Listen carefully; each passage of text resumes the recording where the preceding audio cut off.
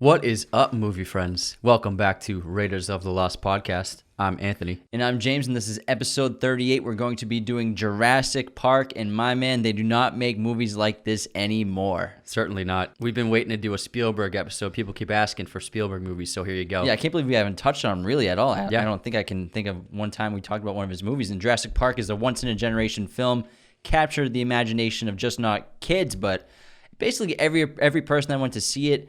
No one had ever seen anything like this. Realistic-looking dinosaurs moving around, flying, eating, killing people. It was insane to see. Yeah, this movie made $900 million, which is crazy back then.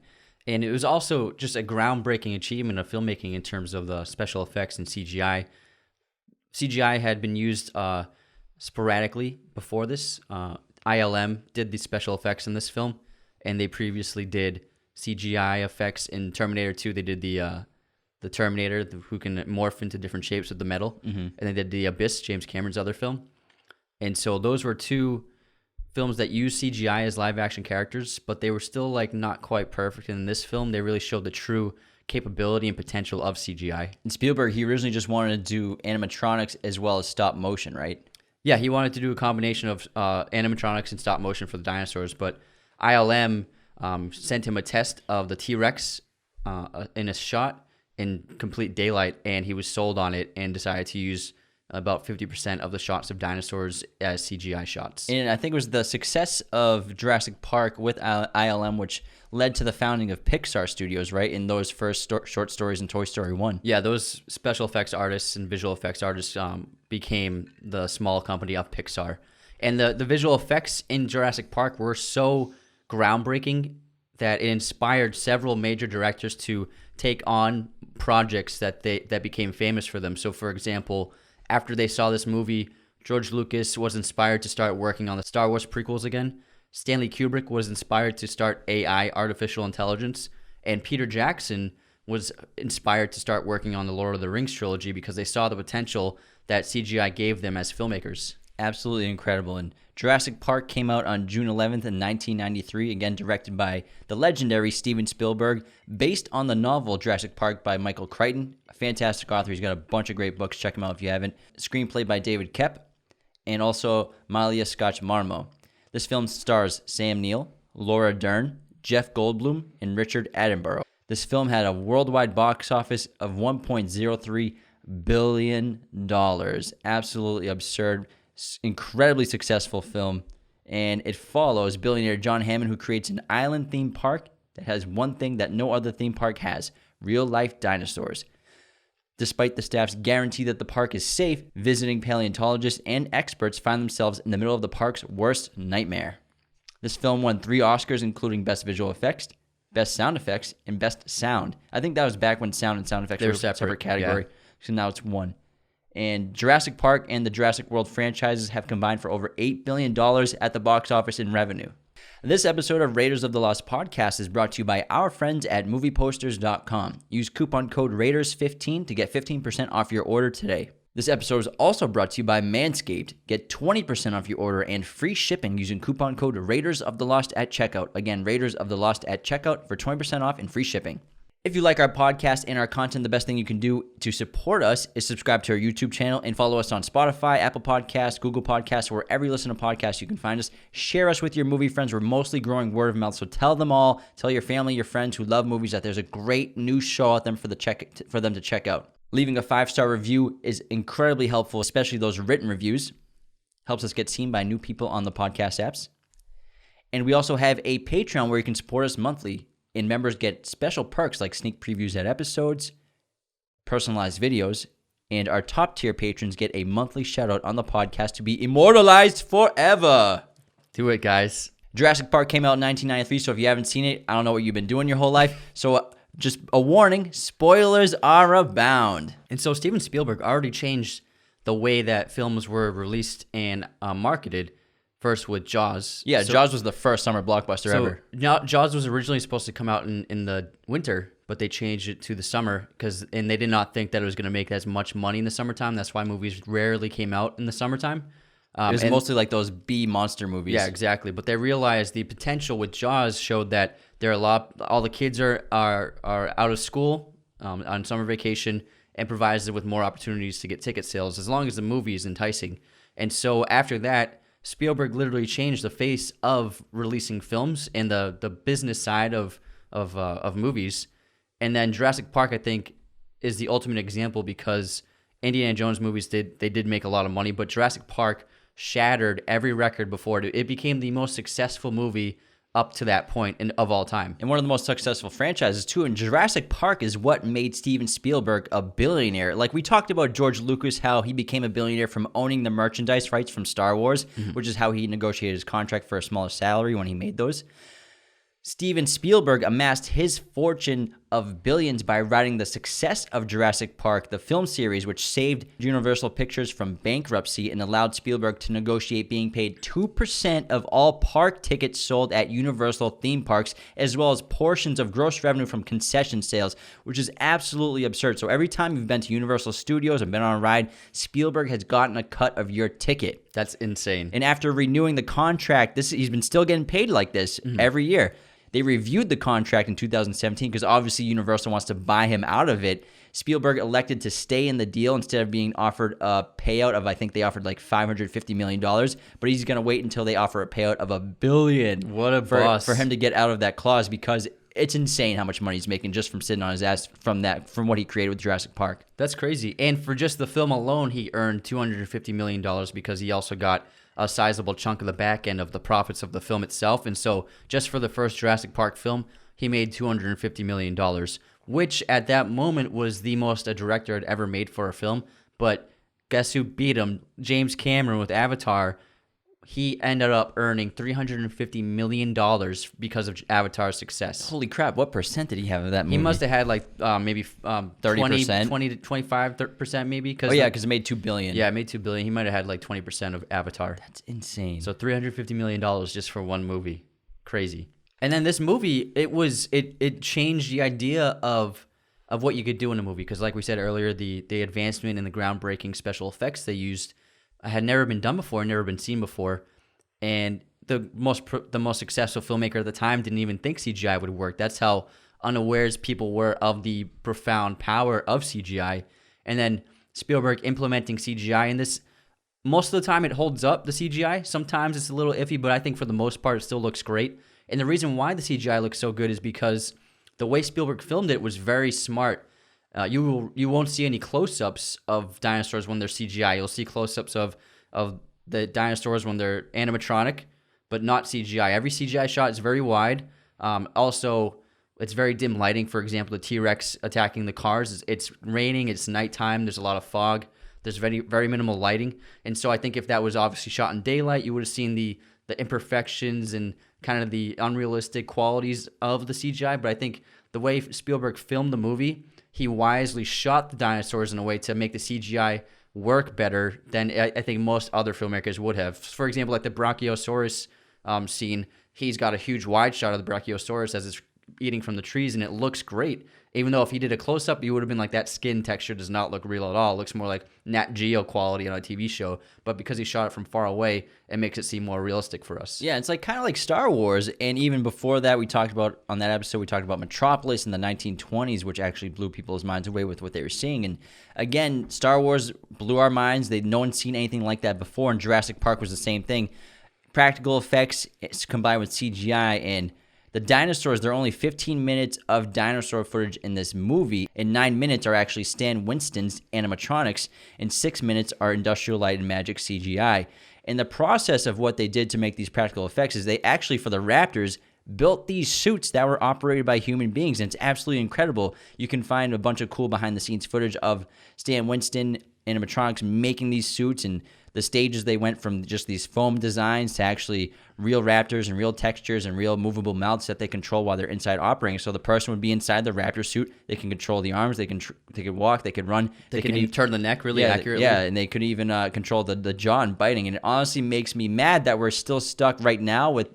Still, this isn't really done anymore, and like the practical effects are gone away, except for like Chris Nolan films. He's still obsessed with practical effects, and I wish that if they could do this in 1993, imagine what they could do today. Yeah, and I think especially, for example, with the more recent Jurassic Park films, the Jurassic World films, they use some practical animatronics, but mostly they're very minimally used. For example, I think the the biggest scene they used them in is when Chris Pratt and Bryce Dallas Howard are stuck in that shipping crate with the T-Rex, and that they built that T-Rex, but I mean, it's just sleeping the whole time. And to be honest, most of the Velociraptor shots, the animatronic and the bodysuit ones in this film, they are much better than the modern CGI ones, and I think that they still hold up. Obviously, I think the movement is not perfect. That's why I think they go CGI, but I think that especially that kitchen scene, that famous kitchen scene, the Velociraptors, the shots of them in that film, they're in the frame, they're in the scene with the kids, and that makes it more terrifying. Because the human eye and the human brain, we can tell when it's not real. I mean, we can see a CGI image and we're not totally sold on it. We'll be like, oh, that was great CGI, but we know it's not real. But the difference is with this film, with the animatronics and with the bodysuits, we're like, that's real. That's in the camera. That's with the actors, and I think that makes a whole world of. My favorite animatronics practical shot in the film with dinosaurs is when the T-Rex is attacking the kids in the Jeep, and he's got his eye on the windshield or on the window, and the girl shines the flashlight in his eyes, and you can see his eyes, the pupils dilate and undilate with the light. So it's like amazing practical effects for 1993, and they really thought it out, and they covered every avenue of what could happen to these creatures in real life. Yeah, and when you combine the animatronics with fantastic cinematography and then amazing sound design, like when these dinosaurs roar and groan and scream, it feels so realistic, and you feel like they're real. This movie is loud, and like if you have a home theater system, that's like the best way to watch this. But if you have a crappy Roku TV like we do, we got to upgrade our shit because this was loud as hell when we watched it recently. But again, the sound in this movie is incredible, and the Tyrannosaurus Rex's roars were made with a combination of dog, penguin, tiger, alligator, and elephant sounds together. It's a lot of animals. And then we said it previously, the Velociraptor sounds were made from tortoises having sex. Yeah. And a really interesting thing about this film is that Spielberg finished production on this, and he was in the post-production phase of Jurassic Park while he began production on Schindler's List. Both these films actually came out in 1993 in the same year. Oh, wow. I didn't know that. And so he actually took no days off. He just went from Jurassic Park to Schindler's List. And while he was shooting Schindler's List, he was going through the edits of Jurassic Park and going through the post-production and visual effects. So he would do conference calls and video conference calls with the Jurassic Park crew to tell the CGI and visual effects crew like what he wanted from shots, and then he would go through the scenes with the editor almost every day while he was shooting Schindler's List. And I can't think of a more impressive 1-2 punch of two films for a filmmaker to make Jurassic Park and then Schindler's List come back to back from each other, because they're both masterpieces in their own right.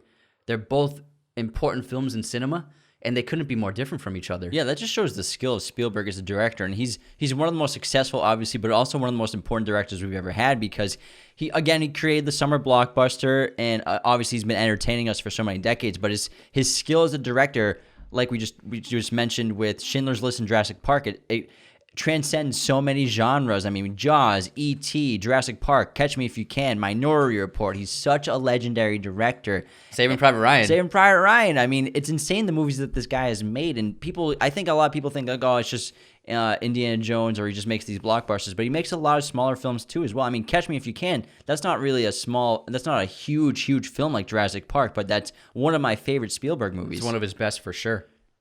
And the great thing about Jurassic Park is it's a monster movie, and with dinosaurs, and like you would think like, oh, it's kind of like not that crazy or far-fetched of a interesting or unique idea, but it's because of Spielberg's skill as a director, it's so much more than that. We actually have real legit underlying themes with this film, most specifically like humans versus nature, or humans versus God, or God versus nature. So there's a lot of great interesting themes going on. Yeah, so there are a lot of very deep themes that we're going to get into, and also the film is centered upon human characters and human dilemmas and problems and themes. And I think with every Spielberg film, no matter how many special effects or unbelievable it is, he always centers his stories on people. And I think that's why it really sets it apart from other films, because if you look at like the new Jurassic Park movies and any other kind of big budget science fiction film, it's usually spectacle over substance. And like you said, the themes in this film are very heavy, especially for a movie centered on every kind of age of person, from kids to adults.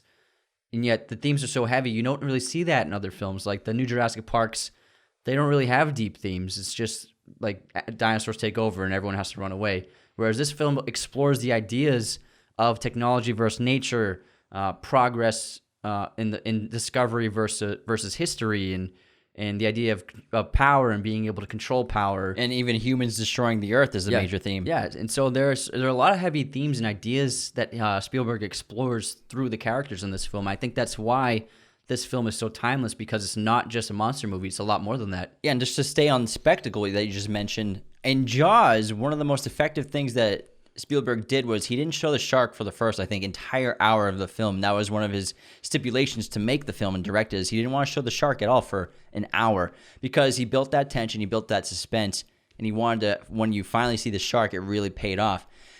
And with Jurassic Park, he shows the monster, he shows the wonder early.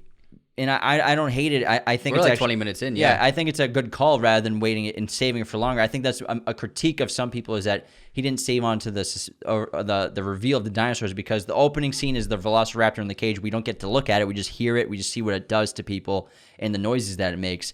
And then we don't see a dinosaur until the Brachiosaurus scene, which is an amazing reveal. And the thing with Jurassic Park is I think that Spielberg understood that at the time, the wonder of these creatures is really what was the most important part of the film, because we've seen sharks. We know what they look like. We've seen, obviously, in the 1970s, they'd seen TV shows about sharks or documentaries about sharks, textbooks, whatever. We've seen them. We know what they look like in real life. But dinosaurs, actual, real, ancient dinosaurs that were extinct that were here 65 million years ago, have been extinct for that long. We've always just thought we know what they look like. We've seen photos of them in textbooks. We've seen frozen versions of them in museums and in prototypes and skeletons and cartoons, but we've never actually seen like a major film production depict them in an accurate way on a big screen, to actually feel their roar and hear what they sound like, and actually try to imagine what they were really like, and to have that put up on a screen in front of us. We never really had that before, so I think that instead of saving it, it was really effective to use it pretty early on. Yeah, exactly. It's not a horror movie. You're not making Jaws where you're not showing it. This is more about the magic of filmmaking and what it can do, and just this shows the power of film, where you can bring back an extinct species and show it to audiences, and we can see what it was like these animals were like, and what it's like to see a human and a dinosaur in frame at the same time. So I think he understood that the spectacle needed to be shown as soon as possible in this film. And John Williams, I mean, this guy is a genius with a capital G, because every time we talk about John Williams, we say that the movie we're talking about is like his best score. But I mean, it's hard to pick which is his best theme, which is his best score. And he's the master of themes and emotion. And the theme to Jurassic Park, it fills you with so many emotions. It fills you with wonder. It fills you with hope, magic even, and obviously horror and dread, because there's some really intense scenes and terrifying scenes in this movie. And it also somehow makes you feel connected to the Earth, like we're connected to these dinosaurs somehow, because we really are, because we've shared the same home. Yeah, he manages every film of his to create iconic themes, and this is another iconic one where everyone can hum the tune to Jurassic Park. And there's so many films of his where you can hum the tune to them, and not many composers have that.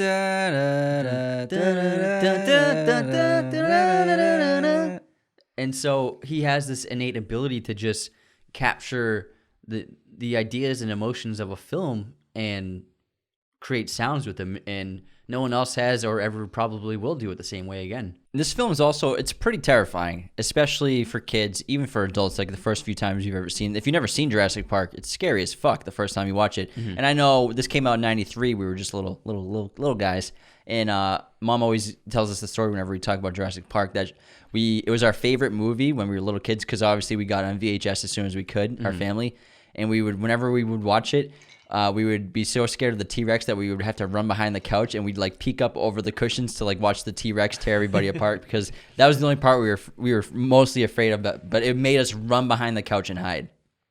Yeah, and I think it's okay for kids to watch movies that can be a little scary sometimes, because that's part of. I mean, being frightened and fear is a part of life, and so I think it's not like you shouldn't shelter kids from seeing this film, because it is just a movie, and you learn when you grow up. you learn that movies aren't real life. I turned out all right. Yeah, you turned out fine. Oh, so far. But yeah, you're right. This movie has some really horrific elements, and Spielberg pretty much pulls no punches. I mean, it's not rated R, but it still is pretty gory. It's pretty bloody. Some arms hanging around. Yeah. And there's a lot of off-screen violence. Like, for example, that raptor scene in the opening. You don't know what exactly the raptor's doing to that guy, but you can tell it's horrific. And just the way he shoots it and the sound design, it just puts you on edge. And you don't even need to see him like tearing apart the man's flesh. You know whatever's happening. It's horrifying. There's no need to do any more. There's no need to show it, really. It's scary, yes, but also this film is incredibly suspenseful. And I think the best example of suspense throughout the whole film is the Velociraptors, because Steven Spielberg depicts them as the most terrifying animal in the movie, in the world, even more scary than the T-Rex and more menacing than the T-Rex.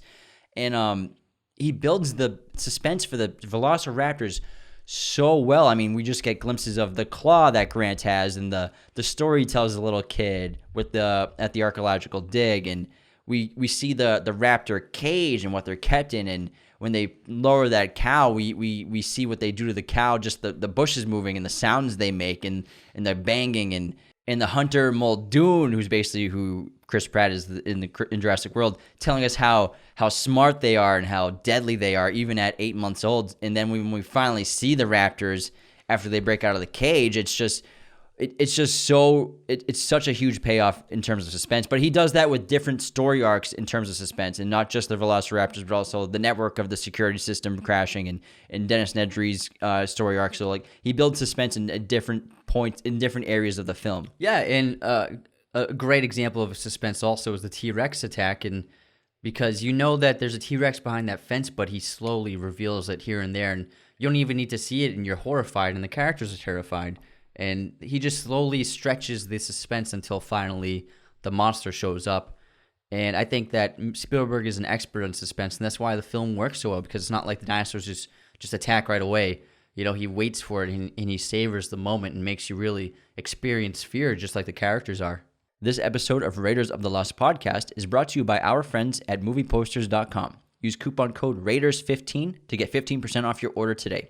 Movieposters.com is the number one site to get your movie posters. They have been for years. They've been great to work with. They're sponsoring all of our movie poster giveaways, and we have a very special one coming out in the next week or two. So stay tuned for our next giveaway contest. You're not going to want to miss it. It's going to be an awesome poster from movieposters.com. They offer great options of original designs, framing, backlight, canvas, and even plaque designs. Use coupon code RAIDERS15 to get 15% off your order today at movieposters.com.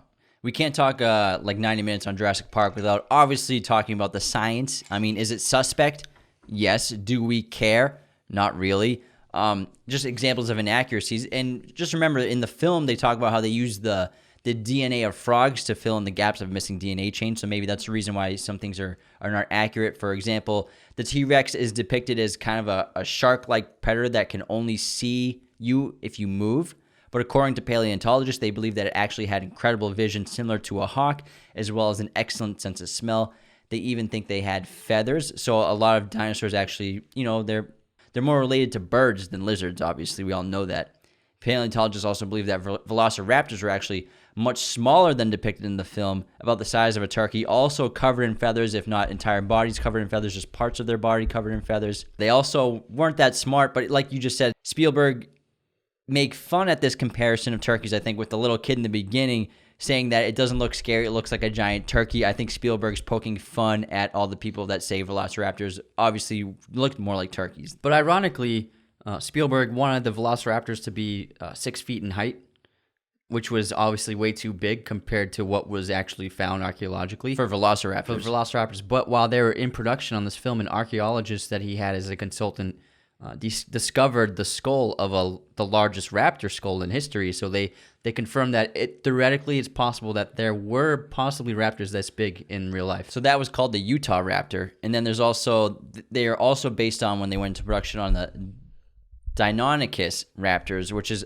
again, all these dinosaurs were very bird-like. Think of feathers, these talons just like birds. And Spielberg and the filmmakers obviously opted for that kind of like giant lizard look, which I can understand. It makes them more relatable to us today, to look like modern day lizards kind of. And It's more believable and scary probably, rather than making them look like these giant, like, wild half bird, half lizard monsters, which they actually were. Yeah, and they were very colorful too. So that might have taken away from the horror of them. But Spielberg did give them bird-like mannerisms. Like we talk about, the raptor neck movements are very bird-like. They kind of snap their jaws like beaks of birds. Alan Grant talks about it in the opening of the film. They pay homage to the real bird-like actual characteristics of the dinosaurs without actually making them visually look like what they probably would have looked like. Yeah, but I think it's okay because I think that since they used frog DNA to help finish the DNA genes, that's why there aren't any feathers on the dinosaurs. So they adopted more of reptilian characteristics as opposed to their more bird-like history. And also, there's no fucking dinosaurs, so we don't actually Who the really fuck know. knows, We really? don't know. For all we know, they could all be red and just be spewing like hot sauce out of their pores. We don't know. Yeah, hot sauce blur.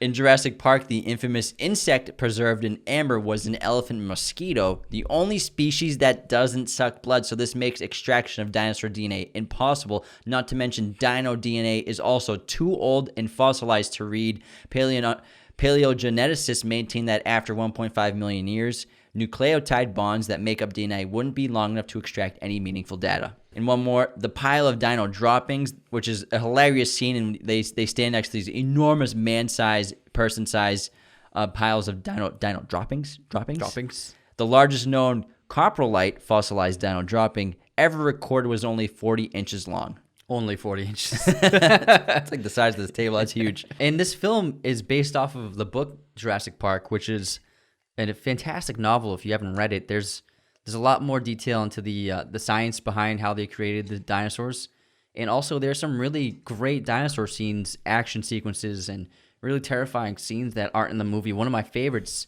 has got to be, there's a scene where Grant and the kids, they're also stuck in the park in the novel, and they find a river and they decide to take a raft on the river to go down the river, and the T-Rex follows them into the river, and the T-Rex just slowly swims behind them and gets closer and closer to them. And it's an amazing scene, and just imagine a T-Rex swimming behind you. It's like that dog scene in No Country for Old Men where the pit bull is swimming towards him. I don't know if it's swimming. It's just walking on the base of the river. Actually, I think it's the river's so shallow enough that it can walk in the water. But it's just a fascinating idea, and I think that's something that would have been amazing to see on the film. But I definitely recommend checking the novel out. Crichton wrote a hell of a story. And also, before they did Jurassic Park, Crichton and Spielberg had a working history together. They actually both co-created the TV show ER. So Crichton... Spielberg co-created ER? Yeah, so wow, that guy's made a lot of money. Yeah, so Crichton wrote ER, and then Steven Spielberg produced the show. And while they were making the pilot, they were discussing each other's work, and Crichton revealed that he was working on this novel called Jurassic Park. And Spielberg asked him to send it over to him, so he sent it to him. And then Spielberg read it and immediately called him and said, I'm going to have Universal buy this. And so he talked to Universal, and Universal purchased the rights to the book for, I think, $2 million 6 weeks before it was even published. So no one else had the book or had access to the book except for Hollywood producers. And James Cameron wanted to make the film, but he never got a bidding chance because Spielberg, having already had this connection to Crichton, beat him to the punch. And then Cameron, after watching this film, was like, it's actually best that Spielberg made it, because if James Cameron made Jurassic Park, he would have made it rated R and very violent and gory, just like Aliens. That would have been sick. Yeah, which would have been sick, but also it would have taken away the ability for kids to see this film. Mm-hmm. And I think that this movie is passed on through generations from parents showing their kids Jurassic Park. You know, if I had kids, I'd be like, we're watching Jurassic Park. You guys are going to fucking love this. Yeah.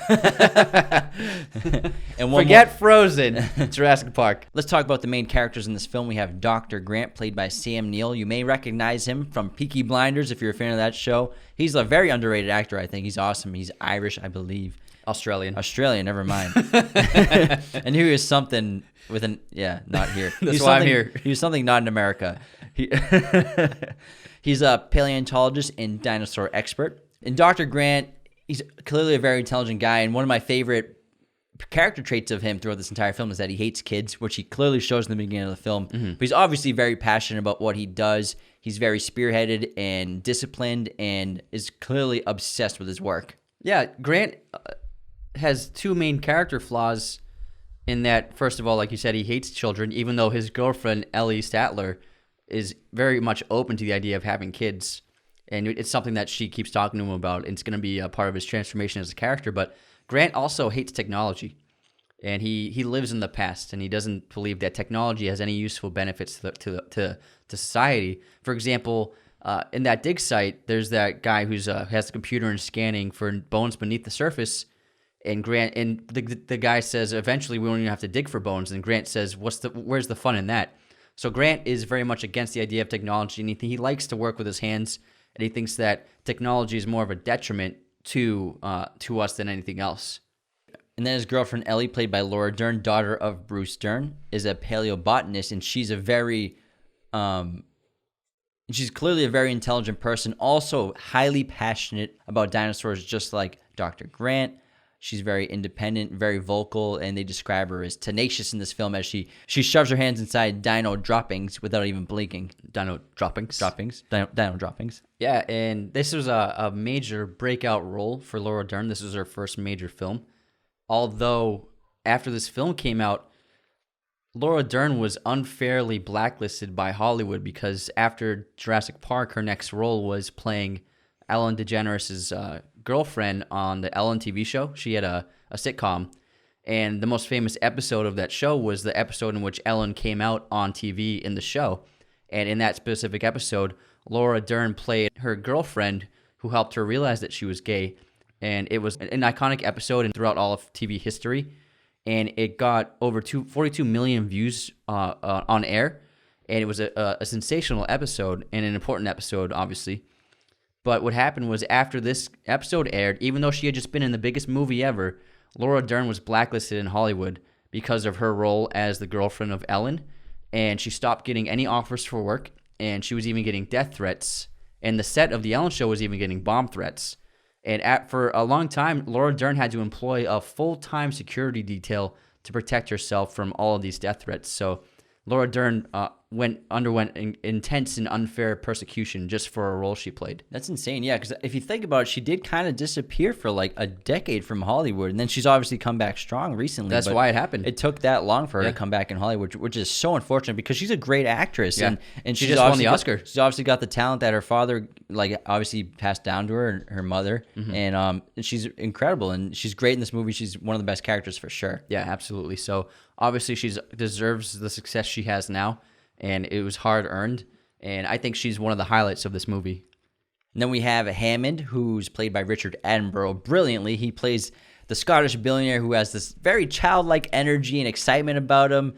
He went from owning a flea circus to owning a dinosaur island in Jurassic Park. That's quite the upgrade. That's a bigger upgrade than in the Office garage sale episode when Dwight trades up a thumbtack to a telescope.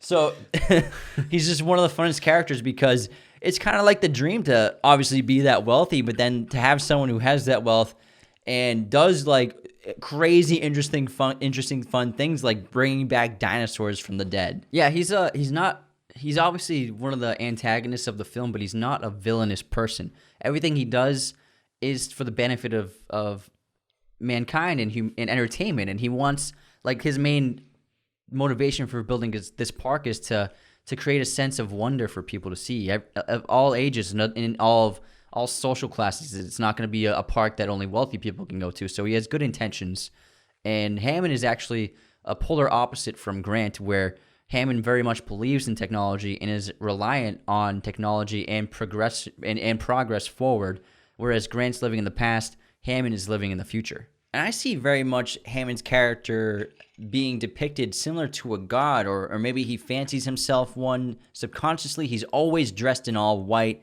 He has this big white beard. He seems very wise and charismatic, and like a god, he wants to create life and have it be observed and share his world. It's a possibility, and his clothing is actually contrasted with Ian Malcolm's clothing because Ian Malcolm wears all black, and apparently these two wardrobe outfits perfectly demonstrate the difference between Spielberg and Crichton, the director and writer of the film, where Spielberg is more positive, outgoing, and upbeat, whereas Crichton is a little more reserved and quiet and very much reliant on science and mathematics. And so they had these characters where black and white as a contrast and also in relation to their own relationship in real life. And Malcolm is played by Jeff Goldblum, and this is probably his most loved role because they made Jeff Goldblum basically play him again in Independence Day. It's the same freaking character. But Ian Malcolm's this mathematician genius in the chaos theory realm, and he's also basically reached this level of a rock star. You can tell by the way he dresses. He looks like he plays guitar in a band or something. You know, he's got like these big necklaces. You can see all his chest hair. He's only got like one button done at the bottom. He's got that big flamboyant ring. So he's also always flirting with Ellie in this film, and he's hysterical. He's clearly has some of the best dialogue in the film, and I love Jeff Goldblum in this movie. He's great. Yeah, and Malcolm is an important character because he's always the biggest critic of the park itself. And skeptic. And he lives and dies through the idea of chaos theory, which essentially is... Chaos theory implies that there are occurrences that not even science or mathematics can explain. Things like weather or turbulence, there's no way of predicting it, and there's no way of really mathematically understanding it. And his theory works towards Jurassic Park, where creating the dinosaurs creates this chaos theory butterfly effect where we have no idea what could happen from this. So there's no way to predict what will happen. So the power of this is out of our control. And I think that's the main conflict that arises between him and Hammond. And he has this great line in the film where he says, God creates dinosaur, God destroys dinosaurs, God creates man, man destroys God, man creates dinosaurs. So basically what he's saying is that humans had to basically destroy their concept of God, destroy religion in order to become gods and create dinosaurs and create life. Yeah, and also he believes in the idea of cause and effect. In relation to chaos theory, he says this line where a butterfly flaps its wings in Beijing and it creates a rainstorm in New York. And so every small occurrence and situation has an impact that is inexplainable and unpredictable. We also get Wayne Knight as Dennis Nedry, who's also famous for being Newman on Seinfeld. Newman. And he's hysterical. And yeah, he can be a kind of a cliche character. It seems like kind of just a bumbling Three Stooges kind of villain on a TV show or something like that. But it's effective. It's funny. Half the time, I don't know why he's driving so fast on those muddy roads or what he's even doing with the metal rope at the end to latching it to the tree. I don't know what the concept of that was. What's he trying to do with that towing mechanism? Well, I think he's trying to pull the car out from the ditch it's stuck in. Gotcha. But then he would just drive down those steps. But yeah, I don't know. He was in a mess of a situation. Yeah. So he's the main antagonist to the film because he's the one that sets off this chain of reactions of failures in the park, which leads to the dinosaurs escaping and basically all hell being broken loose. So Dennis Nedry is a villain because he's trying to steal the embryos and sell them. He represents the evil innate nature within humans, and that's why the park will never be able to be fully controlled because of that reason exactly right there. And Dennis Nedry from Jurassic Park actually wears very similar outfits to all of the characters in Goonies. So if you look at his outfits in this film, they pretty much perfectly match the Goonies outfits. Shuffle. And ironically, the driving force of Dennis Nedry is his unhappiness with his financial situation. So obviously, Hammond is not paying him how much he thinks he should be getting paid. He has a very strained relationship with Hammond and saying that he deserves more for the work he's putting in, and he says he's unrecognized for what he can do in this time.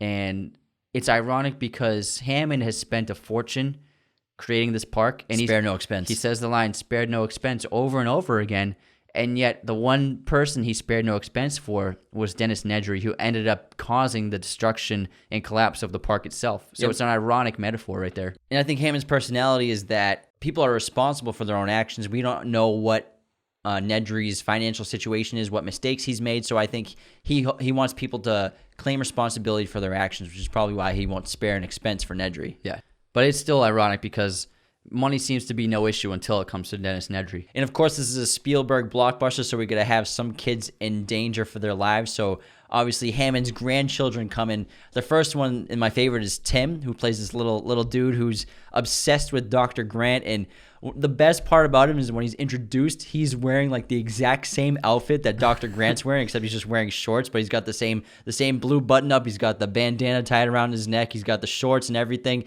And it looks like he obviously is a super fan and has read his books, which he says, and is obsessed with Dr. Grant. He probably has just photos of Dr. Grant in his room and just copied his attire based off Dr. Grant. Yeah, it's a really cute relationship. And then Lex, who is the older sister of Tim, and she's also a very smart person. She's we find out a hacker because she displays these incredible skills of finding folders on a computer. Back then, that was a big deal. In '93, that was a big deal. But she's awesome. She's really funny and great in this film. And I think one of my favorite scenes, the biggest laugh in this movie, might be when the Brachiosaurus sneezes on her. It's hysterical. Yeah, it's great. God bless you. In this film, it has so many classic one-liners and memorable lines like "spared no expense" and "hold on to your butts." Life finds a way. It's great. We still talk about that. You still say that all the time. Hold on to your butts. Not hold on to your butts, but also you say "spared no expense" all the time. Like you'll get like Postmates and you'll be like "spared no expense." That's a great line. And speaking of hold on to your butts, how about Sam Jackson in this movie? He's awesome in this movie. When I was a kid, I didn't realize who he was, but now you realize that Samuel L. Jackson is in Jurassic Park. This came out before Pulp Fiction. And a year before. Yeah, and Jackson is just ripping butts the entire time of this film. I wonder how many cigarettes did he smoke during the production of this film? Hundreds a day. This guy is just taking rip after rip. And he has that great scene of dialogue where he speaks for like a minute straight. And he's got a cigarette just on the tip of his lips, and he's somehow holding it in place while saying this dialogue. And it seems like he doesn't even breathe. It's just a great scene, and he's just so good in this movie, and I love him. Yeah, it shows his Sam Jackson has an innate ability. He's famous for being able to memorize lines better than any other actor, and so he can chew up dialogue no problem, and he rarely messes up his lines. Yeah, and the story is probably the greatest strength of this film. Obviously, dinosaurs have been done before, not as well because Steven Spielberg didn't do it. And I'm sure he wasn't the first person to come up with the idea of dinosaurs on the modern world, but I think he brought in the science of it with the genetic coding and cloning. And it actually on screen seems plausible to an audience member who knows nothing about science. It seems smart. You actually learn some stuff in this movie, like the DNA cartoon that's playing in the little theater. You actually learn some stuff, so it's actually a little educational.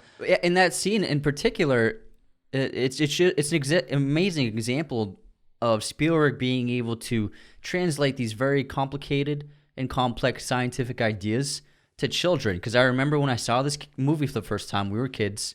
Well, not little, but I remember being young and seeing this movie and completely understanding the science behind how they made the dinosaurs, no problem at all, which is a really, really hard thing to do. And I think he is such a good storyteller that he can even tell a complicated scientific story to little kids in a very easily digestible way. Versus the garbage they used to show us on VHS when we were kids in science class and stuff like that. Yeah, so, exactly. So like picture Steven Spielberg teaching your history class and what it would look like. That'd be a sick class.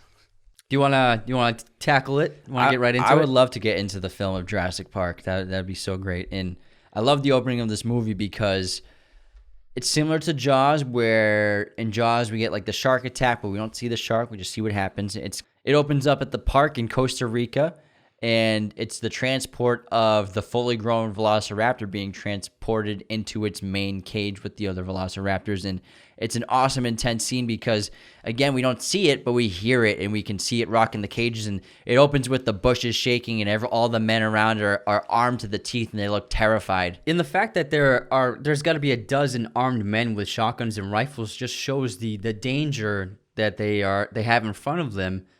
And this scene is a perfect demonstration of a later scene where Ellie Sattler talks to Hammond, saying that there's no way he'll ever be able to control this kind of power because there are a dozen men, trained armed men, who can't even contain the power of this one Velociraptor. And this scene ends with one of the handlers being attacked and obviously killed by the Velociraptor as he gets trapped inside and pulled in by the Velociraptor. And the scene sets up basically the entire plot of the film, which is this lawyer and they have to bring in experts, have to sign off on the park. And obviously the next scene is where we're at these mines digging for amber, and the lawyer's talking about the lawsuit that's facing Hammond that's over $20 million and over the death of this worker. And the lawyer represents the investors of Jurassic Park, and the investors are worried that if the park is dangerous, it will never be able to be opened, and they're going to lose out on a ton of money. And so the lawyer is forcing Hammond to find a way to endorse the park and convince the investors that it is a well and sound investment. And then we go to this typical archaeological dig. It's somewhere in America, and it's awesome. We get to get introduced to Grant and Ellie, and we talked about the scene where they're digging up the Velociraptor, and he scares the crap out of the kid with the claw, the Velociraptor claw, which emotionally traumatizes him. That kid, oh my God, he looks like the kid from Sandlot, kind of. Yeah, he does. And you feel, and we get the great entrance of Hammond coming to the site with the helicopter, just blowing everything around. And it's a really funny scene because obviously Hammond just lets himself into their trailer and pops their champagne, which they were trying to save for a special occasion. He's like, for today, I'm sure. Or he's like, for today, I guarantee it. And we get to get this charismatic billionaire into the story, and he's so fun, and he's going to fund their dig, but he needs Grant and Ellie to come to his park and sign off on it, because just like Ellie and Grant, we don't really know what we're expecting as an audience member who hadn't seen the trailers, so we don't know that there's going to be real dinosaurs there. And he's trying to hint that it's right up their alley. They're the experts in the field of the park that he has. Yeah, exactly. And I think it's a really interesting play on the power of money, because even though they don't really know what they're signing up for, once he guarantees to fund their dig site for 3 years, they're in, because I think money is a strong motivating factor for a lot of things. And I think people who have money obviously have power to pretty much do whatever they want. And so Hammond can buy pretty much anyone he wants to do and have them do whatever he wants. And archaeologists depend on investors. They don't get funding from anywhere else, so they need investors, and they need this dig to keep operating. Like I said earlier, he hates technology, and he lives in the past. He seems like he's been digging up dinosaurs for decades. Yeah, and I think he's reached his plateau in his life, and Ellie is obviously aware of it, because every time she hints at the idea of kids, he just like rejects it right away and makes excuses. And obviously that's something that's important to her, but he doesn't want that in his life. And so I think Grant has reached his plateau in his life, and he's just like the dinosaur bones he digs up, where he doesn't want to change and he doesn't want to evolve at all. He just wants to stay static the way he is right now. And I think that's a major character flaw for Grant. And then we have this very important scene to the plot of the film, which is basically what causes all the terror in Jurassic Park. So Nedry is in Costa Rica, and he meets with this person from a competing company of Hammond's. Dodson, look, Dodson's here. And see, look, no one cares. And it creates the conflict of the film where Nedry is going to sell out his job in Hammond for profit, and he's going to steal embryos of dinosaurs and basically give this competing company 10 years of work for $1.5 million, I think, is what he's going to get paid. And clearly Nedry is just the worst person you'll ever meet. He's a horrible character. He's very selfish. He's greedy. He only cares about himself. Very immature. Yeah, he's super immature. He even sticks the guy with the bill. He's like, don't get cheap on me, all right? And one of the most iconic images in the film is, I don't know how much shaving cream Barbasol sold after this movie, but they must have sold a lot, because anytime you see that, anytime I see a Barbasol shaving cream can, I always think of Jurassic Park. They even sold cans with dinosaurs advertised on them. Genius. And they had a 20th anniversary edition of the Barbasol cans with the Jurassic Park animals on it. It's so nuts. And it's a really smart idea. And genius. Yeah, obviously the bottom of the shaving cream has a compartment which slides out, and it's refrigerated and cooled, and so that he can store the embryos in there for up to 36 hours once they're locked in. Mm-hmm. And then we're in the helicopter on our way to Costa Rica, the island, Isle Nublar, and we learn, and we're introduced to Ian Malcolm, played by Jeff Goldblum, and it's a great scene because we get to see the back and forth that Malcolm has basically with himself, because he's just nonstop talking and flirting with Ellie and trying to get even just a look out of Dr. Grant, who is just looking out the window with his hat on mostly. And starting fights with Hammond. And I think Ian Malcolm is obviously an extremely memorable character. and he became a cultural icon. Like nowadays, like go on Etsy.com and search Ian Malcolm, and you'll see all kinds of handmade art of Ian Malcolm. He became a fan favorite. I think that's why they had him as the lead in the second Jurassic Park film without Sam Neill or Laura Dern, which I think was a mistake. He couldn't be more different from the archaeologists. He seems like a very much of a modern man, and he's also, for as charismatic and, like you said, that rock star quality that he has, he's a genius level mathematician and scientist. And this scene is really interesting because it offers up a metaphor for what ends up happening in the film. When there's a little turbulence on the helicopter, everyone buckles up their seatbelts, but Grant's belts won't buckle up. It's kind of like all the female dinosaurs not being able to mate. It's two parts that can't get together. And what he does eventually is he ties up the belts together, creating his own connection. And this is a metaphor for the dinosaurs. Even though they're all females, they eventually evolve and find a way to breed. Life finds a way, and that's a deep metaphor. And so we land, obviously, onto the helipad, and we get to this park. We're on this island, and the first things we see is obviously these Jeeps, and they've clearly got a corporate logo and everything, and it's legit, and it's like a cereal box, and it's a giant corporation, clearly, and they've thought this out, and it's highly financed. And they enter the park, and they go through these fences, multiple fences, and all have 10,000 volts warnings on them and motion sensors, and you're like, what kind of park is this? I mean, imagine being those characters walking through and like, if I touch this, I'm going to be burned alive from electricity. So what could they possibly be keeping in here that's so dangerous that they can't control themselves? Yeah, and also we learn more about the lawsuit that Hammond is facing and how important this weekend is for Hammond in order to salvage his park from falling under because of corporate investors being afraid, and he's afraid of investors dropping out of the project. And what Hammond does, basically what Spielberg does to the audience, is he's like, let's get to business. This is what you came to see. We're going to show you some dinosaurs. And he takes him on the Jeep ride, and we get that amazing reveal of the Brachiosaurus, the Spielberg stare, the infamous Spielberg stare of wonder and awe that these characters are feeling and expressing just looking at something. And Spielberg does this in every one of his movies. There are shots from all of his films. You can look across the entire filmography of characters looking off screen in amazement. It could be amazement, fear, bewilderment, awe, and he just holds these shots where we can see the reaction of whatever's in front of them. And he employs it really well in this film because in this scene, we don't see the Brachiosaurus first. First, we see Alan Grant's reaction, and he's just filled with shock and awe and disbelief. And then he pulls Ellie's head over to look, and she also does a similar reaction where her mouth is agape, and she can't believe what she's seeing. And he still hasn't even shown us the dinosaurs. We're like, what are they looking at? What is it?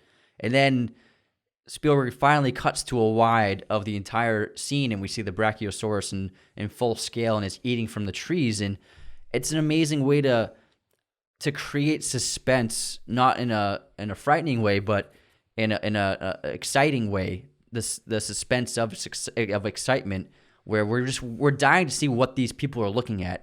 And then when we finally do, we are also struck with the same amount of awe and wonderment as they are. And then you toss in John Williams' score and the peak of that music, and it's an incredible scene, especially. Even still, I still almost get goosebumps every time I watch it, even though I've seen this movie 35 times. Yeah, it's great. And the archaeologists are crying, and Ian Malcolm's just like, the son of a bitch did it. And they can't believe what's happening. They can't believe, dinosaurs, they've been extinct for 65 million years. We don't know what they really look like. These people have been studying them for their entire lives, probably since they were Tim's age. Dr. Grant's been obsessed with dinosaurs and trying to dig them up and imagining every day of his life what they look like. And right here in front of him is a freaking dinosaur. He's like, they're in herds. They travel in herds. They do move in herds. They do move in herds. So it's incredible. And you can only imagine what they're going through. And they obviously want to find out. We want to find out. And we get the great display of how this is all being done, which we talked about with the cartoon back at the Visitors Center. They've been mining for these amber deposits, which is basically tree sap that has been fossilized, which has mosquitoes stuck inside of them and preserved perfectly throughout the last 65 million years. And through these mosquitoes, they've extracted blood from dinosaurs, dino DNA, and with that DNA and filling in the pieces with frog DNA, they've created dinosaurs. And like I said earlier, I love this tour guide because it makes the process of how they created these dinosaurs, very simple and easy to understand, and simple enough for a child to get. And it's a very cute scene. And I don't know if Hammond plans on doing every single tour in the future. Like, is he gonna do every single one? That's a lot of tours. I mean, that's a lot of work. But the dialogue runs with him. Yeah, it's a fun scene. And then when we do get into the laboratory after they hijack the tour and they enter the lab, there's a very important shot that is subtle, but it is very meaningful to the story itself, where that main doctor, Dr. Wu, who seems to be the head of the lab, and he ends up giving us a lot of exposition in the scene. The first thing we see is he's holding a clipboard and he's erasing something in the clipboard. Scientists are supposed to work with pen and ink, and they're not supposed to work with pencils because you're not supposed to erase data. Erasing data is extremely unethical for scientists to do, and it's very, very detrimental to research. You're supposed to log accurately every iota of data you get. And so we're seeing that the doctors in this laboratory are using unethical practices where something didn't add up right or correctly, or something maybe was troublesome in his data, so he's erasing it and writing something that works instead. And this leads to the problem that occurs where the dinosaurs become asexual because they were not properly respecting their own data. Great point. And we get the great scene of them witnessing a hatching velociraptor, which is so cool to see. And it's just fun. The animatronics are incredible on this, and it's great. We get the egg and the hatching, and you quote this all the time where you're like, push, push, push, push. And the little velociraptor pushes out of the egg and is born, and Hammond is taking the pieces of shell off its head. And I love the reaction of Dr. Grant when they tell him the species is velociraptors. Like, you have velociraptors here. Are you guys fucking stupid? But I think this scene is important because it shows that Hammond really genuinely loves what he's doing, and he seems to he says he wants to be there for every single birth of every dinosaur on the island, and it shows again that he has the best of intentions with the park, and he loves these dinosaurs and is just as fascinated with them as the archaeologists are. And so it also demonstrates his childlike qualities, and I think that his love of wonderment obviously has been a driving force to his career and why he's probably been so successful, because he loves to be awed, and so he wants to awe others. And I think that's, again, really similar to if you believe in a god or gods, and God's creating human beings and putting them on this earth. And, a lot of religions teach us that they're watching us and they create us in their image, and maybe to us, we're like Hammond to the dinosaurs, we're their creation. So they watch us with wonder and awe, and they're like, oh, look at them, they're being born, and oh, look, he's driving a car. But obviously with that comes consequences, and obviously we have violence and sin, and just like the dinosaurs, the creation of the dinosaurs, comes tons of violence and death. This leads to them actually going to the velociraptor cages, and the velociraptors are so dangerous, they're kept in this isolated barracks with electrified fences, raised fences. It's like they have their own small compound. Yeah, because they're astonishingly talented jumpers, so they had to put them in an environment where they aren't able to leap out of, and they are fed vertically from overhead by a crane. And it's an incredible scene where they drop the cow into the velociraptor pen. Yeah, because we don't see the raptors, just like at the beginning of the film. We just hear them. We hear them feeding, which is horribly terrifying. It's so loud. It's louder than the T-Rex, and it sounds like they're just tearing it apart. And then we see the reactions of the people. But yeah, and while they're eating, that's again where the trainer is explaining the danger and the traits of the velociraptors, how smart they are, how one of them is problem-solving smart, and she just looks at you like she's figuring things out, and how they seem to be like wolves. Almost, yeah. And they hunt in packs, and then they pull the cage out, and it's just been torn to pieces. Yeah, and so this shows the monstrous side of the dinosaurs. I think that obviously the T-Rex is very dangerous, but the raptors are probably the worst antagonists of this film, animal-wise. And then the next scene is Hammond trying to get everyone on board. I mean, he's shown them what the park is and what it functions like, and how the potential of it and how much success there can be and how much people would love it and enjoy it, and everyone should get the chance to see this. And the only person who's on board, who he says is the blood-sucking lawyer, because the blood-sucking lawyer only cares about money. But he brought these other people, and he expected them to just sign off with flying colors once they saw it, and how amazed they'd be by it. But no one agrees that it's a good idea, and no one signs off on it. Yeah, and they have a point, because dinosaurs and humans were separated by 65 million years, and they were never meant to be walking the earth at the same time. And Hammond, it was so in favor of technology and discovery that he never considered the possibility of genetically breeding dinosaurs as a dangerous thing. And he doesn't respect the past, and he doesn't respect the power that these creatures have. Yeah, Malcolm says, your scientists were too busy doing things that no one had ever done before that they didn't stop to think if they should. So they're saying that this was not meant to happen, and we don't know what to expect. We can't know how it's going to change the world, if it's going to work, how much violence, or if it could lead to the end of humanity. Yeah, and this is actually a very heavy theme in the idea of the advancements of science and technology, where just because we're capable of doing something doesn't mean we should, because it could be either unethical or it could be dangerous. And yes, the advancement of these things are important to civilization, but I think there are situations and ideas that we should probably never open. There are boxes that should never be opened. Yeah, it's basically showing you what happens when human beings try to control and manipulate nature. Nature always fights back, and nature's going to get the last call. Yeah, and like I said earlier with the chaos theory, Ian is saying that there's no way of predicting what will happen. No mathematics, no scientific theories can ever tell us what's going to happen if dinosaurs are walking the earth. So no one signs off on it, and Hammond can't believe it. But they have visitors, and his grandchildren, Tim and Lex, come, which adds a whole new level of vulnerability to the crew. And stakes. And stakes to the movie. And again, makes kids relate to this film, because we've only seen adult characters up until this point. Now we have some kids, and we get to see through their eyes what Jurassic Park means to them. Yeah, and Hammond seems like a great grandfather. He seems like he really does love his children. Bro, I would give my grandpa a big hug too if he was a billionaire. Yeah, they're talking about the presents he gave them. Like, was it a car? Was it a Rolls Royce? Yeah, Tim can't even drive, and he gets a Corvette. And then, like we said earlier, we get that funny scene with Tim and Grant, and Ellie tells Lex to say to Grant that she said I should ride with you because it'll be good for you.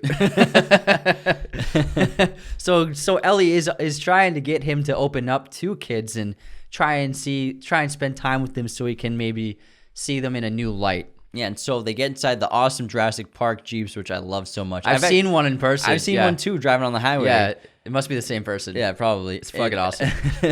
And basically what Hammond's doing is using this group of people and these two Jeeps as like the test run at his park and the exhibits and how the park will operate. And unfortunately, it ends in disaster and starts in disaster too, because every time they get to an exhibit, it's a lush forest, obviously, because you want to create the habitats that dinosaur would be happy in living in. But you can't see any of the fucking dinosaurs because they're not going to be out there hanging out looking for you to see them. We are going to see dinosaurs on the dinosaur tour, aren't we? God, I really hate that, man. And then we get a look at the control station, and obviously Sam Jackson's in this, and Dennis Nedry, and I think they're both great conflicting characters. But this shows the idea of Crichton's story being about the theme of the dangers of our reliance on technology, because the collapse of the park happens because the park is so automated. It's so automated that they only need a couple of staff members in the control room to handle everything in the park because of the automation that Dennis Nedry has implemented. And so the irony is that Hammond's embracement of technology by making the park so automated ends up being causing the downfall of the park. During the tour, while Malcolm is sweet talking Ellie, everyone gets out of the car to see what's happening to an animal, or they see a Jeep in the fields and they find a Triceratops on the ground, a very sick Triceratops. And this is, again, this is the first time we see a dinosaur up close and personal. and it's really incredible to see how big it is. And we have that great shot of Grant like resting on its belly while it's breathing, and there's some hilarious memes about that too. There's a great GIF of Al and Grant lying on Ian Malcolm's chest as he's breathing up and down. Yeah, It's that fantastic. shot where his shirt's opened up after he's been injured. So funny. Glistening in the light with sweat. Ellie's trying to find out if this Triceratops has been poisoned by the vegetation around it. And we have the hilarious scene of the dino droppings again, which we talked about. And she just shoves her hands in wearing gloves. And Malcolm's like, you'll be sure to wash your hands if you eat anything. And the Triceratops, it's actually not animatronic. It's puppeteered. And there were several men inside of the belly and body of the Triceratops, and that's who was pushing Alan Grant up. It's just a bunch of guys, and they're pushing him up and down. And then there was another puppeteer working the mouth and head, and then puppeteers working the hands, the feet. And it's an incredible piece of special effects that Stan Winston did. And they actually changed the scene shooting of this. They changed the shooting date of the scene. Stan Winston was told that the scene was going to be shot like halfway through production. And then Spielberg, because of shooting circumstances, he actually moved it to being the first scene that they would film for the entire movie. And so the Triceratops wasn't ready. So Stan Winston and his team had to work overtime over 2 nights to finish the Triceratops in time for the filming of the scene. It's intense. Yeah. And because of the oncoming storm, the tour is forced to end. But Ellie gets split up at this point from everyone else, and she decides to stay with the Triceratops and the other doctor on site, while the other people of the tour move to the T-Rex exhibit. The tour is not going as planned, and then eventually Nedry sneaks off to commit his act of robbing the park of the embryos. And before he does this, he disables the entire system, and he tells Hammond that it's just preliminary, normal things, that some things are going to go off and on. But what he's really doing is he's shutting off the power to every single fence except for the raptor fence so that he can make his way through the park with the embryos. It's actually a funny scene because he's such an asshole and he's always so confident and arrogant. But then when he's telling them about this, he's just sweating and lying through his teeth, and he's a horrible liar. You can tell. He's like, oh yeah, if everything's gonna shut off, does anyone want anything from the vending machine? I just had salty food. And I kind of want sweet right now. I'm gonna get some sweet. It's actually a fantastic portrayal of being nervous. Mm-hmm. It's very impressive. It's a good acting performance right there. At the same time, there's a storm coming to the island, which is going to be a tropical storm because it's Costa Rica, so it's going to devastate the island. So they have to cut the tour short. And also, this is forcing Nedry to have to speed up his plans because the person he's going to meet at the East Dock he has to drop off the embryos to, their ship is leaving because of the storm early, so he has to get down there fast. And then after this, Nedry begins making his way through the park. He's opening up fence gates, and they're not electrified anymore. And he has to get to the dock within 15 minutes, even though there's an intense storm going on.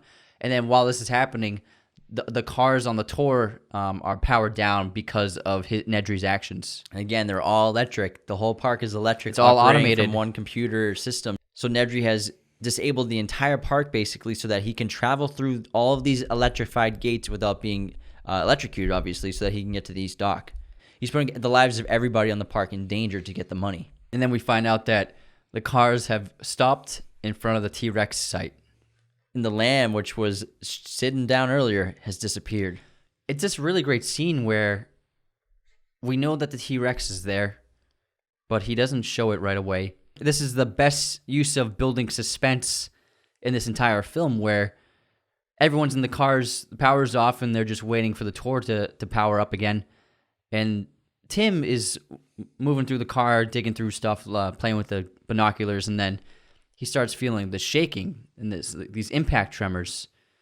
And he looks at the 2 water cups on the dashboard, and every time there's an impact tremor, there's ripples in the water that form. And it's an amazing way to demonstrate the power and the force that this T-Rex has. And actually, the cool way that they created the ripples in the water was the sound producer went beneath the dashboard of the car with a guitar, an acoustic guitar, and he would pluck the 6th string of the guitar right below the cups, and that would cause the ripple effect in the cups. I'm going to test that out later. Yeah. The fence starts shaking, then it starts breaking, and you're like, you don't know what it looks like, but you know it's so powerful that it's destroying this enormous metal fence. And then the kids start panicking. The lawyer Gennaro just runs away and goes to the bathroom.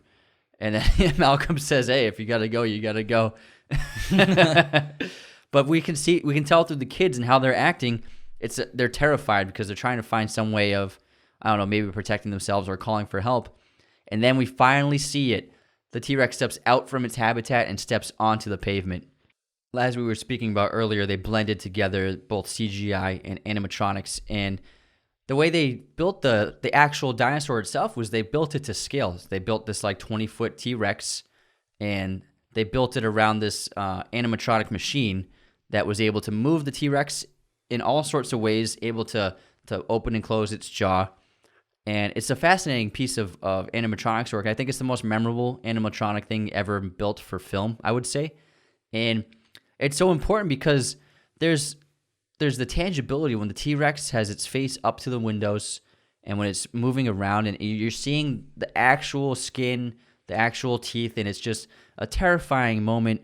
And it works so well, and I don't think any kind of CGI, even modern-day CGI, can ever replicate it. Every time Lex has the flashlight and she's shining out the window of the Jeep, I'm like, shut the flashlight off! What are you doing? You idiot! Turn that thing off! Damn kids. And so obviously we have this epic scene of this T-Rex attacking the children's Jeep. And we talked about it in a previous episode where you mentioned that Spielberg likes to put kids in danger in his films, not in real life, obviously, because this raises the stakes of the film and raises the stakes of the drama and makes everybody relate to it even more, and it makes you more terrified. Yeah, I think one of the most iconic moments of the scene of this film is when the T-Rex breaks through the plexiglass on the top of the car, and the kids are just holding the glass up while the T-Rex's mouth is just like pressing down on them. It's an amazing scene. They actually didn't know that, the kids didn't know that was going to happen. The filmmakers planned that to surprise them with it because it created a lot of authentic reactions from them from the glass being pushed in. And then so the blend of the CGI, the animatronics, so all these medium and close-up shots of the T-Rex animatronic, but then he cuts wide shots with CGI, and then you get to see the full-bodied T-Rex because the animatronic didn't have any feet. It was just the body up. And so when it's CGI, you can see it moving in all its glory. And then Alan Grant manages to distract the dinosaur and uses the flare to get it going in a different direction. And then Ian Malcolm ends up running away to distract it even more so. Yeah, so ironically, Grant, despite not liking kids, sacrifices himself for a moment to save the kids, and then Malcolm sacrifices himself to save everybody else. And it's that epic scene where Malcolm is being chased by the dinosaur, by the T-Rex, and it's freaking huge, and it's right on his tail, and he throws the flare, and it doesn't go after the flare, and then it bashes Malcolm into the hut where the restrooms are, and then we get the lawyer sitting on the toilet by itself, and then he's the first person to get eaten by a dinosaur, and the T-Rex just destroys him and eats him. It's great to see him just grab him in his jaws and this just swing him around like a rag doll. It was so entertaining, and it's horrifying. I can't help but think that there's some metaphor, or for some reason why the filmmakers and Spielberg and maybe Crichton wanted to kill the lawyer first, and maybe they have a bunch of lawyers in their life that have sued them up the ass, and so they want to get back at them somehow. I'm sure they were happy, and I can definitely say like it's fun to see a lawyer end up getting eaten by a dinosaur. Not that all lawyers are bloodsuckers. Plenty of lawyers are out there are great people. I'm sure there's a lawyer listening to us right now like, hey, I'm a good person. I'm sure you are. We're just being funny. Yeah. And then this leads to probably my favorite shot of the entire film is when Grant is trying to get the kids out of the car and he manages to pull Lexi out, and then she does that horrifying scream, and then he grabs her and tells her to be quiet and not to move, and then we get a shot of the T-Rex foot just planting in the mud. And I think it's the best shot of the movie, just to see that foot stomp down on the mud with the people in the background behind it. I think the best shot in the movie is related to that print, but we'll get to that in a little bit. I think I know what you're talking about. We have the terrifying scene of the T-Rex attacking the kids and Grant, and we have this wild situation where they have nowhere to go. They can't run because the T-Rex will catch them, so they have to go over the ledge of the habitat, and it's insane how they use the cabling to get down and try to avoid the car, and because the T-Rex pushes the car over the side of the habitat. Yeah, it's a great action set piece, and that's something that Spielberg does in this movie, where he has an action scene, and then it's a horrible situation, but then it gets worse, and then they find themselves in another situation that they have to overcome, and this is an example of that. And actually, a funny thing about this film is that I'm sure no one noticed it until they saw it multiple times, but that cliff that they end up hanging over, that's actually where the T-Rex came from in the opening of the scene. And so geographically, they just pretty much halfway through the scene created this cliff side. And so it's this really cool, if you watch it again, the T-Rex breaks through the fence, and that's where its habitat is. But then when they go over into the habitat, now it's this huge cliff. Maybe it was like a different side of the habitat. No, it's the same side. Yeah. Continuity error. But it's like, it's an error, but I think they're like, no one's going to notice this, so we can do it and get away with it without it being a problem. And then the car crashes down into the tree. Lex and Alan end up making it down as well. This leads to Dennis's infamous death when he crashes his Jeep into the woods. This is where he gets killed by the Dilophosaurus. And first of all, Dennis is driving like an asshole. It's in the middle of a storm. It's on a muddy road, and he's cruising down these roads, and he's like, his face is against the windshield. He's just turning so hard. And he keeps looking around. He's not keeping his eye on the road my at all. God, you can't even see out of his glasses. And then obviously he crashes his Jeep and he gets out. We have the infamous scene of the Dilophosaurus, which in the film, I don't know how accurate it is in terms of the fan that it has and protrudes from its head, and then the ink that it shoots out of its mouth. I think another dinosaur has that function of a defense mechanism of a poisonous venom or ink that it can shoot out. But Spielberg's like, whatever, just give it to this dinosaur because it's super entertaining. And he treats it like a dog and tries to throw a stick to it. And it seems harmless at first. Yeah, he's being very demeaning to it. And then the dinosaur ends up tricking him, and he hides inside of his car after spraying him in the face with the venom.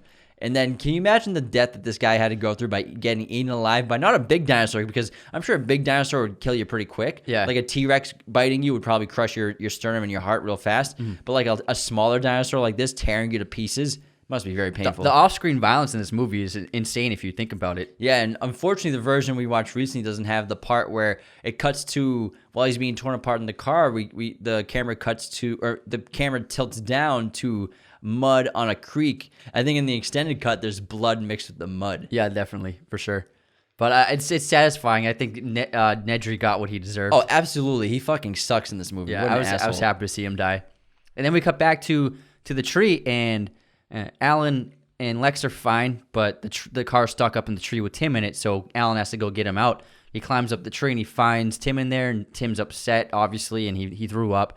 And then he pulls him out of the car, but then the car starts falling down the tree, and it's this great sequence where they have to climb down the tree as the car is falling down, breaking through branches above them, and it's a terrifying moment where they finally reach to the ground, but then the car falls on top of them, and they just jump down, and it lands above them, and it doesn't hurt them. They stay underneath it, out of harm's way.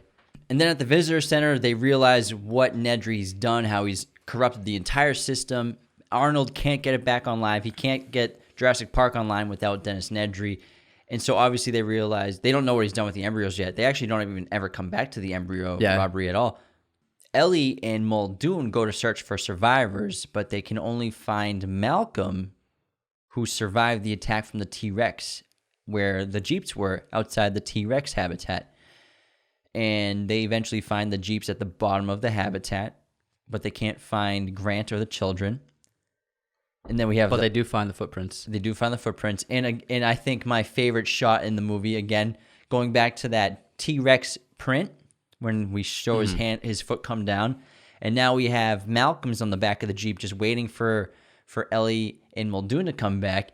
And he starts to hear the stomps of the T-Rex. And Spielberg takes the camera from Malcolm, pans down to the giant paw print or footprint of the T-Rex that's filled with water, and we see the ripples in that water, and then he shifts the focus in the water to Malcolm looking at the footprint with the water shaking, and I think that's my favorite shot in the entire movie. Yeah, that is a really good shot.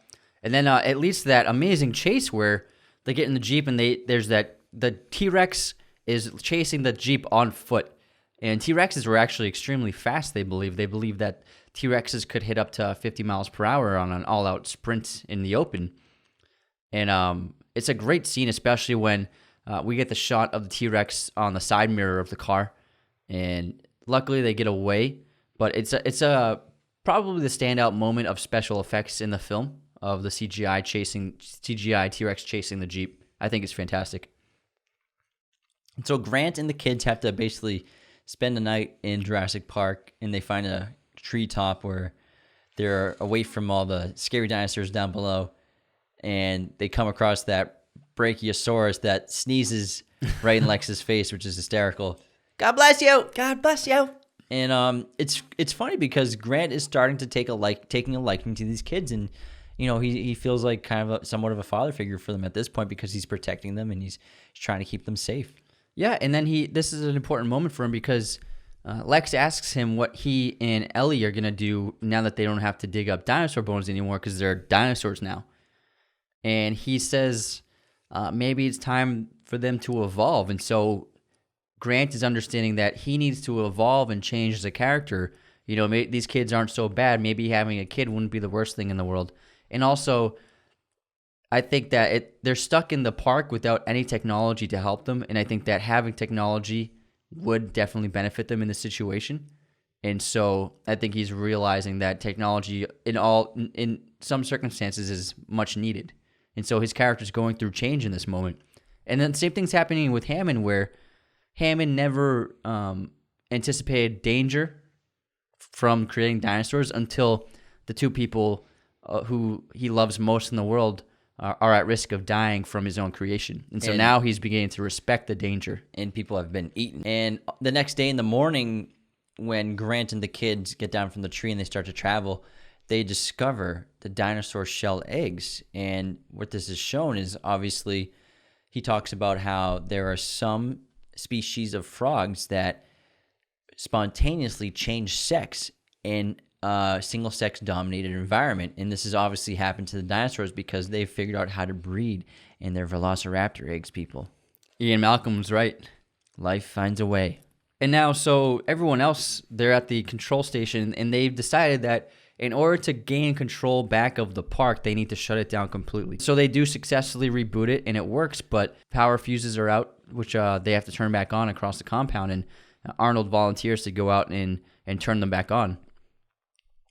And while this is happening, we get that epic scene where Grant and the kids witness the T-Rex in all of its glory hunting for prey from that flock of Galapagosauruses. Yeah, we have the awesome stampede, which is scary as hell for a little bit. It reminds you of the Lion King for sure. Mm-hmm. And then it just destroys one of them. And you can tell that the T-Rex, although it has these tiny little arms, it does not need those arms because it has no problem catching and eating prey. Yeah, don't be fooled by the little arms. It can't curl 5 pounds, but it can take down a bus if it wants to.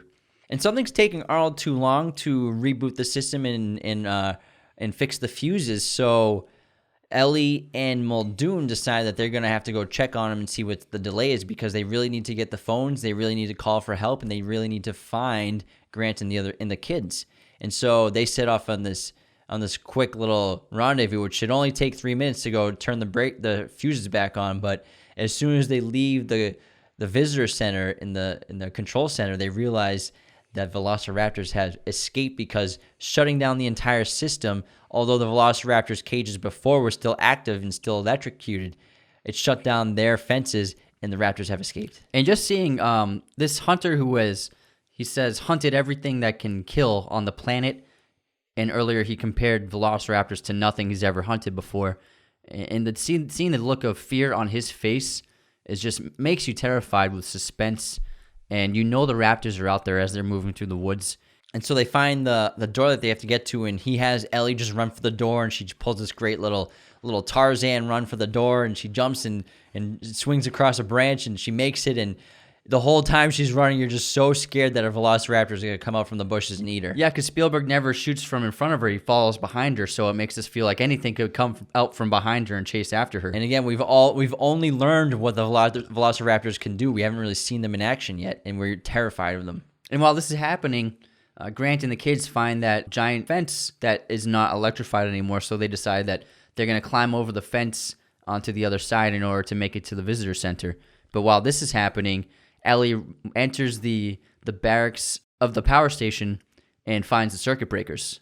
As Hammond is walking her through the circuit board, as she turns on each part of the park, she's getting closer and closer to the perimeter fences, which Grant and the kids are still on, climbing down. The alarm starts going off on the fence, and so they have to make it down as quickly as possible. But Tim gets stuck, and can't make it down the fence, and he kind of freezes in the moment as Ellie is turning on the power. And he gets electrocuted. And he gets blown off the fence. Spielberg, man, he's always putting kids in danger. And then Ellie, she finishes her job and she completes the circuit and it's all turned on. And then all of a sudden, the Velociraptor's head just bursts through the side of the room. And I love the next part because she thinks she's escaped, or she thinks she's found help because a hand falls on top of her shoulder and it's Arnold's arm. And she's like, "Oh, Arnold, it's you." And she turns and lifts just an arm out from inside that closet. Yeah, a severed arm. It's a great moment. And then the Velociraptor starts tearing through the fence and ripping it off. Yeah, and I love how it just like jumps down both of its feet onto the ground. And it's a terrifying chase where she's limping from an injury and she makes it barely out of the barracks alive. And then we cut back to Alan, and he resuscitates Tim back to life, and the kid's okay, although he got fried to a crisp. He calls him like burnt toast. And then Muldoon is still being hunted and hunting the Velociraptor. He thinks he's hunting the Velociraptor. And it's a great scene because there's really not much music. I don't think there is any, actually. There's no sound. Can't hear anything. You're just watching this very capable hunter with this huge gun hunting a Velociraptor. And then he realizes that as he sets his sight on one. Yeah, he was in a trap. It was a trap the whole time.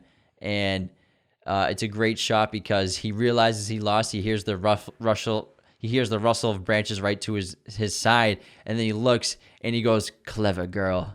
And then he gets attacked and eaten. And I love that line because it shows like he has respect for this Velociraptor because it outsmarted him, and it's like a game to him. And he's like, "All right, it out-hunted me, and now I die. That's the way it is." It's actually a metaphor to what Alan Grant says to the kid in the at the dig site in the opening of the film, where he says, "You have your eyes on one raptor, and then you get attacked by two raptors that you didn't see that were on either side of you."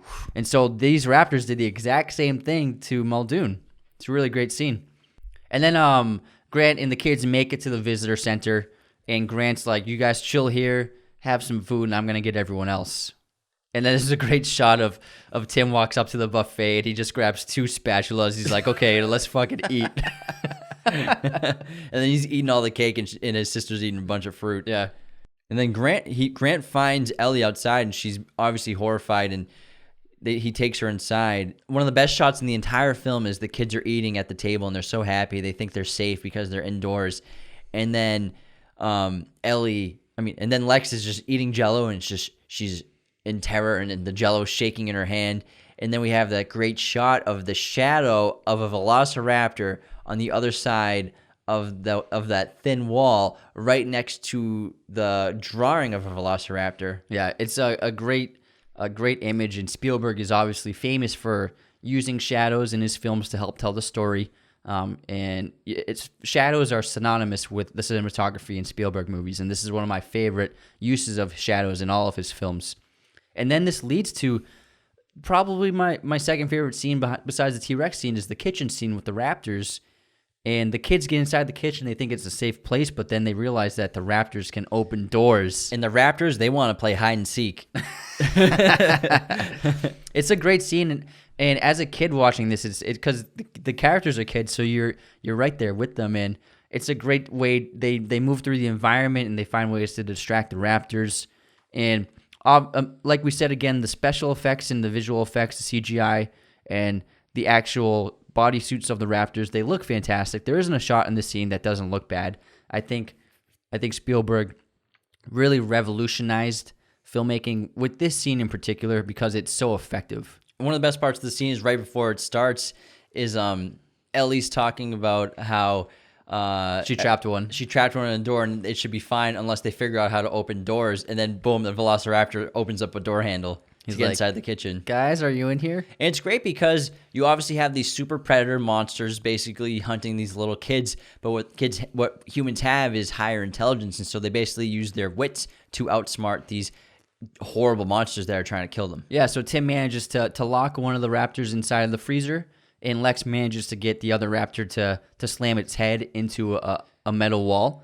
And they give themselves enough time to escape the kitchen. Although that second raptor it gathers itself and stands back up. And why they didn't close the door, I don't know. Yeah, I don't know. But it's a great shot where Spielberg puts the camera right behind the raptor's head, and we watch it as it is watching the kids escape. Yeah, the Velociraptor gets its own Spielberg stare. That's true. He does get he got a Spielberg stare. You're right. And as this is happening, Grant and Ellie show up, and he's got a shotgun finally, and they're like, "Let's get the hell out of here."